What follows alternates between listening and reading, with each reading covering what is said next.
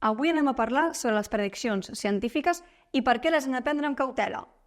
Les prediccions sobre el futur en temes complexos com l'energia o el canvi climàtic són relatives. Què significa això? Doncs que no són ni absolutes ni definitives. Els estudis científics fan servir diferents hipòtesis i escenaris per projectar possibles futurs. Sense entendre en detall quines hipòtesis s'han utilitzat, no podem interpretar correctament aquestes prediccions.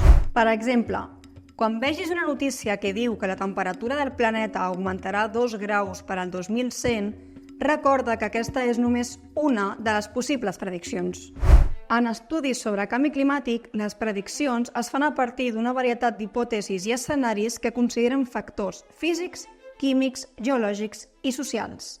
Per exemple, els científics fan servir més de 3.000 escenaris diferents per projectar les conseqüències del canvi climàtic sobre el planeta. Per interpretar correctament aquestes prediccions en els mitjans, és crucial contrastar les dades de diverses fonts. Busca informes d'institucions científiques i evita fonts amb interessos particulars que puguin esgarracar la informació. La pròxima vegada que escoltis una predicció alarmant, investiga, compara fonts i busca informació objectiva.